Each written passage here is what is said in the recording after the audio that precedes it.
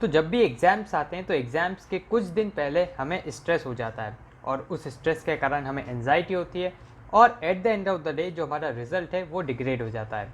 तो दोस्तों आज आप देखते रहिएगा इस वीडियो को, और इस वीडियो में मैं आपके साथ शेयर करने वाला हूँ कुछ ऐसी टिप्स जिसकी मदद से आप अपने एग्ज़ाम फेयर को कम कर सकते हैं और एंजाइटी और स्ट्रेस को तो बिल्कुल ज़ीरो कर सकते हैं। तो फर्स्ट टिप है स्टार्ट रिवाइजिंग अर्ली। मतलब क्या होता है कि हम एग्ज़ाम प्रिपरेशन तो सब करते ही हैं, लेकिन एक ये स्टूडेंट्स की कॉमन टेंडेंसी होती है कि वो एग्ज़ाम की एक रात पहले या फिर एग्ज़ाम के दिन सुबह रिवीजन करते हैं।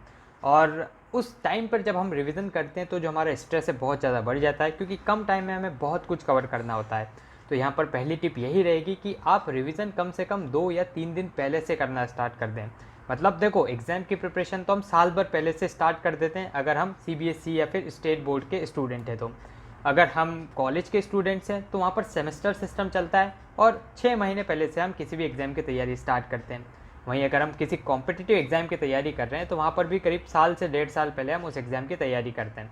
तो देखो, तैयारी बहुत पहले से स्टार्ट हो जाती है, तो कोशिश करना है कि तैयारी आप पूरी करके रखें और जो एग्ज़ाम के टाइम के 2-3 दिन रहते हैं उसमें सिर्फ आप रिवीजन को छोड़ें, और वो रिवीजन भी आप एग्ज़ाम के 1 या 2 दिन पहले करके रख लें। तो एग्ज़ाम की रात को आपको क्या करना है, मतलब एग्ज़ाम की एक दिन पहले वाली रात को आपको सिर्फ चिल करना है, रिलैक्स करना है और हो सके तो बस छोटे मोटे फॉर्मूलेज या इक्वेशंस को देखना है। बाकी रिवीजन आपको बहुत पहले से करके रखना है, जिससे क्या होगा, आपकी एंजाइटी, स्ट्रेस ये सब एकदम दूर हो जाएंगे। सेकेंड पॉइंट है make your on time table. देखो, अब भारत में क्या होता है कि इंडियन पेरेंट्स जो रहते हैं उनका हमेशा यही बोलना रहता है कि यार देख, शर्मा जी का लड़का कितना अच्छा कर रहा है, देख शर्मा जी के लड़के ने इस टाइम टेबल को फॉलो करके आईआईटी क्रैक कर ली, तो तू भी यही कर। तो देखो बच्चों, आपको ऐसा बिल्कुल भी नहीं करना है। हर एक बच्चे का अपना अलग टैलेंट होता है, हर एक बच्चे की अपनी अलग कैपेसिटी होती है। तो आपको अपनी कैपेसिटी को जानना है, अपने पोटेंशियल को जानना है और उसी अनुसार अपना टाइम टेबल वहाँ पर ड्रॉ करना है। अब ये हो सकता है कि शर्मा जी का लड़का बहुत ज़्यादा ब्रिलियंट हो और उसने 10-10 घंटे की सिटिंग एक साथ मार ली हो, लेकिन आपका अगर बॉडी साइकिल या आपकी बॉडी क्लॉक इस तरह की है ही नहीं कि आप 10 घंटे एक साथ बैठ सके, तो वो टाइम टेबल आपके कुछ भी काम का नहीं है। तो जो आइडियल टाइम टेबल होता है उसमें ये रहता है कि आप 45 मिनट्स पढ़ते हैं, फिर 10-15 मिनट का ब्रेक लेते हैं, देन अगेन 45 मिनट्स पढ़ते हैं। तो इस टाइम टेबल को आप फिर भी फॉलो कर सकते हैं, लेकिन हाँ, बाकी सब आपके हाथ में ही है कि आपकी बॉडी क्लॉक किस तरह की है और उसी के अनुसार आपको अपने टाइम टेबल को वहाँ पर ड्रॉ करना है। थर्ड पॉइंट है चार्ट आउट अ प्लान। तो प्लान आपको बनाना पड़ेगा बोथ एग्ज़ाम के एक दिन पहले या फिर एग्ज़ाम के पहले और एग्ज़ाम के दौरान। तो एग्ज़ाम के पहले तो आपको ये टाइम टेबल वाला प्लान बनाना पड़ेगा, जो कि अपनों ने सेकेंड पॉइंट में डिस्कस कर लिया। अब एग्ज़ाम के दौरान, मतलब जब आपकी एग्ज़ाम चल रही है, तब आपको किस तरह से प्लानिंग करनी है, तो तब आपको प्लानिंग करनी है कि किस तरह से आपको 3 घंटे के अंदर अपने पेपर को पूरा करना है। फॉर एग्जाम्पल, अगर आपके पेपर में 3 सेक्शंस आते हैं और लगभग तीनों सेक्शंस का वेटेज भी बराबर है, तो आपको क्या करना है, तीनों सेक्शंस को एक टाइम एलोकेट करना है। फॉर एग्जाम्पल, 3 घंटे में से आप तीनों सेक्शन को टाइम एलोकेट कर सकते हैं 55 मिनट्स। तो लास्ट में आपके पास बचेंगे 15 मिनट्स, उन 15 मिनट में आपको रिविज़न करना है। अब ये टाइम एलोकेशन से आपको क्या फ़ायदा होगा एग्ज़ाम में, कि बाय चांस आप 30 मिनट्स में फर्स्ट सेक्शन को आधा भी नहीं कर पाएँ, तो वहाँ से आपको क्या करना होगा, स्पीड पकड़नी होगी कि यार बाकी के 25 मिनट में मुझे फर्स्ट सेक्शन को पूरी तरह कंप्लीट करना है। तो जब आप इनिशियल में स्पीड पकड़ लोगे तो आपका पेपर छूटने की चांस बिल्कुल न के बराबर रहेगी और आपका पेपर कंप्लीट तो हो ही जाएगा। सेकेंड बात ये रहेगी कि वहाँ से आपका जो स्ट्रेस होता है कि यार लास्ट के आधे घंटे में आपको आधा पेपर करना है, तो ये स्ट्रेस से भी आप बच जाएंगे, क्योंकि आप शुरू से स्पीड पकड़ के चल रहे हैं। और राइटिंग भी एक डिसेंट ही रहेगी पूरे पेपर में, जिससे आपकी चेकिंग में भी कोई दिक्कत नहीं आएगी। क्योंकि क्या होता है, हम यूजुअली क्या करते हैं, 2.5 घंटे तो आराम से लिखते हैं जमा जमा के, और उसके बाद लास्ट के आधे घंटे में हम मान के चलिए कि 1/3 ऑफ द पेपर तो वहाँ पर करते ही करते हैं। तो ये इस चीज़ से अपने को बचना है और शुरू से अपने को टाइम को मैनेज करके चलना है। फोर्थ और मोस्ट इंपॉर्टेंट पॉइंट है मिक्स सब्जेक्ट्स। मतलब जब आप अपनी एग्ज़ाम के प्रिपरेशन करें तो ऐसा नहीं कि जो आपका फेवरेट सब्जेक्ट है उसको तो आप 10-12 दिन दे रहे हैं और जो आपका फेवरेट सब्जेक्ट नहीं है उसको आप 1-1, 2-2 दिन में निपटा रहे हैं। तो ऐसा नहीं करना है, क्योंकि एग्ज़ाम में सभी सब्जेक्ट्स का वेटेज इक्वल रहता है। फॉर एग्जाम्पल, आपके पास लास्ट 15 दिन है सभी सब्जेक्ट को रिवाइज करने के लिए और आपके टोटल सब्जेक्ट्स 5 हैं, तो आपको आइडियली तो क्या करना चाहिए, हर एक सब्जेक्ट के लिए 3-3 डेज़ को अलोकेट करना है। अब अगर आप यूँ कर देंगे, किसी एक सब्जेक्ट को तो आपने 10 दिन दे दिए और बाकी के 4 सब्जेक्ट को आपने 5 दिन में निपटा दिया, तो क्या होगा, एक सब्जेक्ट में तो फिर भी आप अच्छे मार्क्स ले आएंगे, उसकी भी कोई गारंटी नहीं है, लेकिन बाकी 4 सब्जेक्ट्स में तो आप डूबने ही वाले हैं। तो इसलिए क्या करना है कि हर एक सब्जेक्ट को इक्वल वेटेज देना है और सभी को मिक्स करके पढ़ना है। तो वहाँ पर आपकी तैयारी बहुत अच्छी होने वाली है और इससे जो आपका एग्जाम का स्ट्रेस है, एंजाइटी है, वो भी दूर रह गए हैं। फिफ्थ पॉइंट है एलोकेट टाइम फॉर ब्रेक्स। तो अब आपको ऐसा नहीं करना है कि एग्जाम का टाइम आ गया तो 10-10 घंटे आप लगातार ही पढ़ रहे हैं। आपको ऐसा बिल्कुल भी नहीं करना है। क्या करना है, जो नॉर्मल ड्यूरेशन में आप करते थे कि 45 मिनट पढ़े फिर ब्रेक ले लिया, 45 मिनट पढ़े फिर ब्रेक ले लिया, तो अगर आप इस चीज़ को एग्जाम ड्यूरेशन में फॉलो करेंगे तो क्या होगा कि आप हर 45 मिनट बाद अपने माइंड को एक रिलैक्स होने का टाइम देंगे। माइंड रिलैक्स होगा तो आपका जो स्ट्रेस है वो कम होगा, एंजाइटी कम होगी, एग्जाम फियर वो भी कम होगा।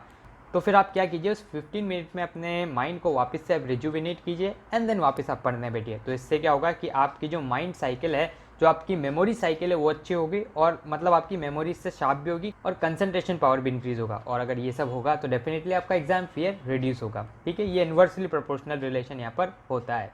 सिक्स्थ और मोस्ट कॉमन पॉइंट है कि स्लीप वेल। देखो, एग्जाम ड्यूरेशन में अगर आप अच्छे से नहीं सोएंगे तो आपका माइंड थका हुआ रहेगा, माइंड थका हुआ रहेगा तो एग्जाम में भी आप थके थके मन से लिखेंगे, वहाँ पर आपको चीज़ें जल्दी जल्दी याद आएगी नहीं, और इससे क्या होगा, at the end of the day आपका पेपर बिगड़ जाएगा और आपके मार्क्स कम हो जाएंगे। तो अच्छी नींद आपको लेनी है।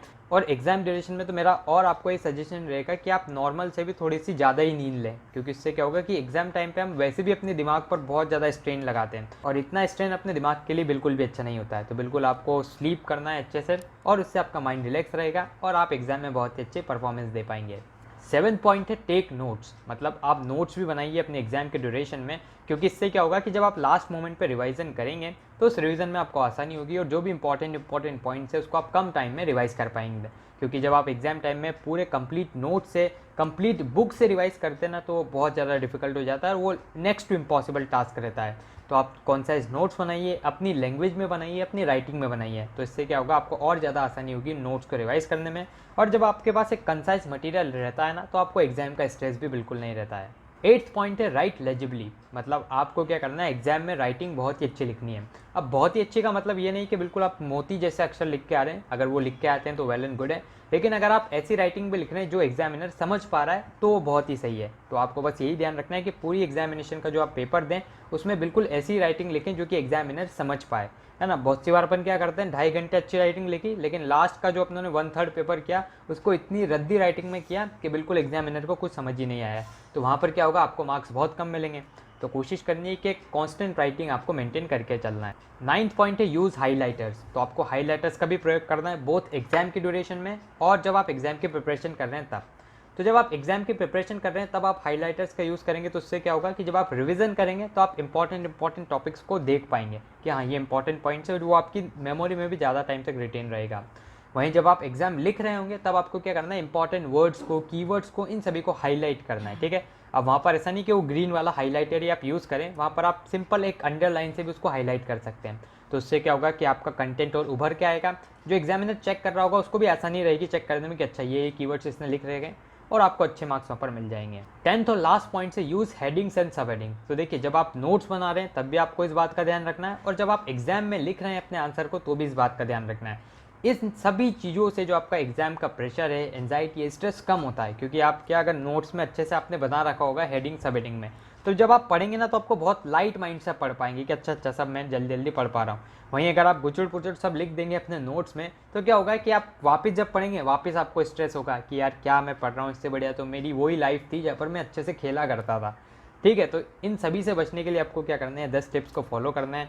उम्मीद है आपको वीडियो पसंद आया होगा। कोई भी डाउट्स हो तो आप उसको कमेंट बॉक्स में लिख दीजिएगा। आप हमारे चैनल को भी सब्सक्राइब कर दीजिएगा, क्योंकि इससे हमें और भी ज़्यादा मोटिवेशन मिलता है आपके लिए वीडियोस बनाने के लिए। सब्सक्राइब बटन के पास बने एक बेल आइकन को भी आप दबा दीजिएगा, ताकि हमारे चैनल की लेटेस्ट अपडेट्स आपसे मिस ना हो।